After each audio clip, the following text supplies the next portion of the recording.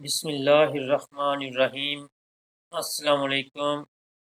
میں حاضر ہوں ایک اور نئی ویڈیو میں، جس میں آپ کو اوپن امیگریشن، فلوسی والی امیگریشن یعنی کہ کوٹا سسٹم والی امیگریشن اور ایگریکلچر میں محدود لوگوں کے لیے امیگریشن دینے کے حوالے سے آگاہ کروں گا۔ امید کرتا ہوں کہ آپ سب خیریت سے ہوں گے۔ اس کے ساتھ ہی جن دوستوں نے ریئل انفارمیشن کو سبسکرائب کیا ہوا ہے، ان کا بہت بہت شکریہ، اور نئے آنے والے دوستوں کا ویلکم۔ ساری انفارمیشن کے لیے ویڈیو کو اینڈ تک ضرور دیکھیے گا۔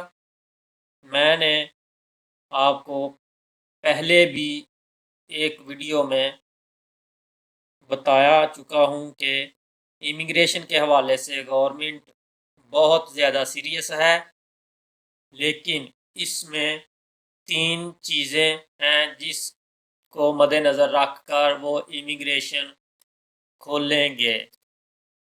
امیگریشن پر گورنمنٹ کام کر رہی ہے، نمبر 1 پر ایگریکلچر سیکٹر میں، اور نمبر 2 پر اوپن امیگریشن، اور نمبر 3 پر فلوسی کوٹا سسٹم، جو کہ ہر سال دوسرے ممالک سے لوگ 6 مہینے یا 9 مہینے والے ویزے پر آتے تھے، لیکن اس دفعہ چونکہ کرونا وائرس ایمرجنسی کی وجہ سے فلوسی والے لوگ نہیں آ سکے۔ ان سب باتوں کو لے کر حکومت فیصلہ نہیں کر پا رہی ابھی تک کہ اس دفعہ امیگریشن کو کس طریقے سے کھولیں، یعنی کہ جیسے پہلے 2012 میں انہوں نے اوپن امیگریشن کھولی ہوئی تھی، یا صرف ایگریکلچر سیکٹر میں محدود پیمانے پر 2 سے 3 لاکھ لوگوں کے لیے کھولیں۔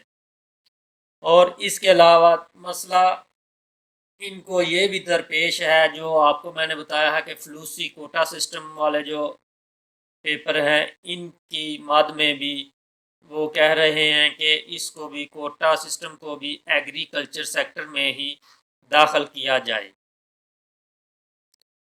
اس کے علاوہ بڑا مسئلہ یہ آ رہا تھا کہ فلوسی جو ہر سال کوٹا سسٹم مارچ میں اوپن ہوتی تھی، اس کا جو کہ ایک کوٹا ہوتا تھا 30,000 سے 50,000 تک ایشین ممالک سے لوگ آتے تھے، یعنی کہ بنگلہ دیش، پاکستان، انڈیا اور سری لنکا وغیرہ سے،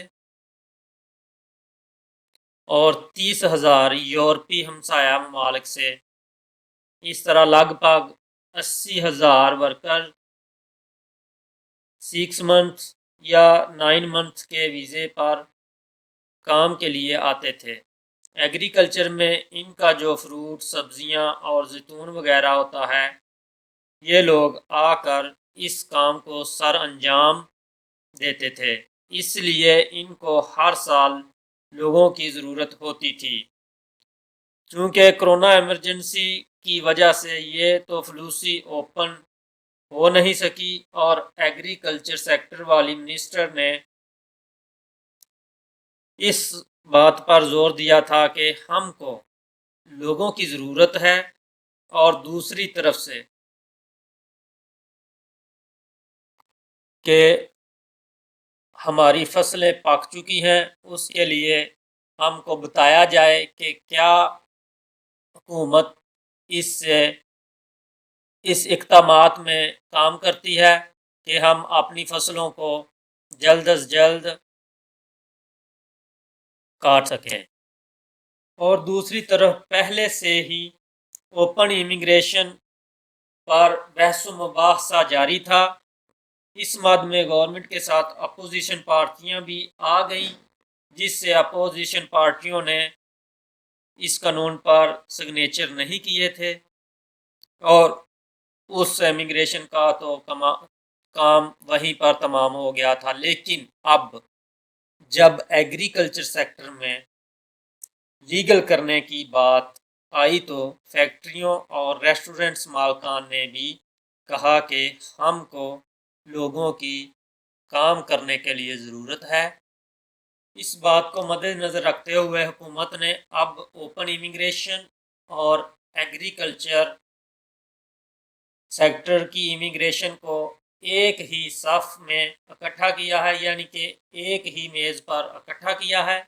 इस पर काम जारी है। चूँकि कस्तूरे यानी कि थाने और इमिग्रेशन के मुतल्लिका दफातर भी बंद थे, यूँ ही ये ओपन होते हैं तो इंशाअल्लाह उम्मीद करते हैं कि ओपन इमिग्रेशन ही खुले, वरना एग्रीकल्चर तो लाजमी खुलेगी जो कि महदूद लोगों के लिए होगी। इससे 2 से 3 लाख तक लोग ही फ़ायदा उठा सकेंगे जो खेती बाड़ी और मछली फार्म्स के कॉन्ट्रैक्ट पर होगी।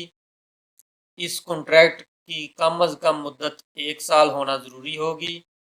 हुकूमत की जानिब से इन सब मसाइल को हल करने के लिए अपोजिशन के साथ मिलकर जो भी फ़ैसला सामने आएगा तो इंशाअल्लाह आप दोस्तों को इससे भी आगाह कर दिया जाएगा।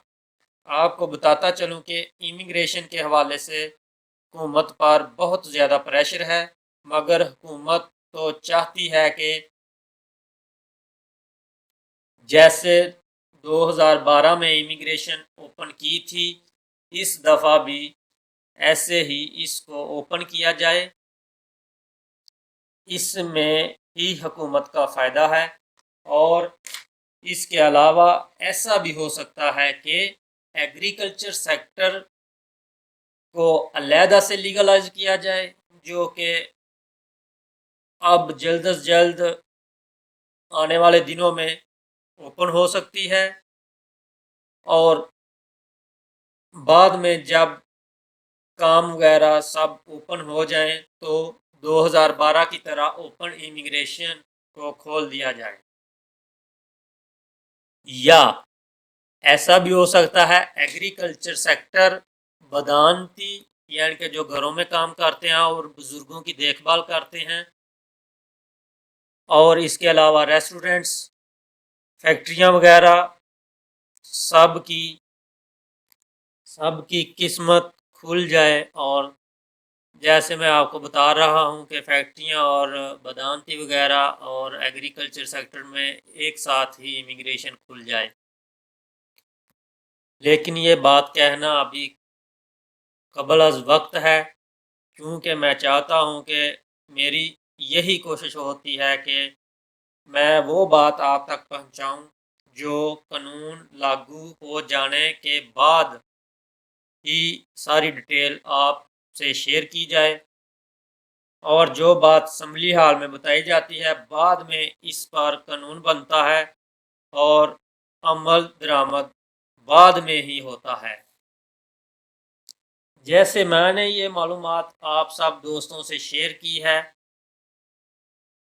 ऐसे ही आप दोस्तों का भी फ़र्ज़ बनता है कि आप भी अपने दूसरे भाइयों दोस्तों से इस वीडियो को ज़्यादा से ज़्यादा शेयर करें, लाइक करें, कमेंट करें, ताकि सब दोस्त इससे फ़ायदा उठा सकें। और अगर आपको किसी बात की समझ ना लगी हो तो आप मुझसे रब्ता कर सकते हैं कमेंट की सूरत में। आप नीचे कमेंट करके मुझसे पूछ सकते हैं कि किस बात की समझ नहीं आई। इंशाअल्लाह मैं आपको ज़रूर उसका जवाब देने की कोशिश करूँगा। और इस माह रमज़ान में आप सब दोस्त दुआ किया करें कि अल्लाह ताला इस वबा को इस दुनिया से उठा ले और नॉर्मली तौर पर हम सब लोग अपने अपने काम सार अंजाम दे सकें। फ़ी अमानिल्लाह।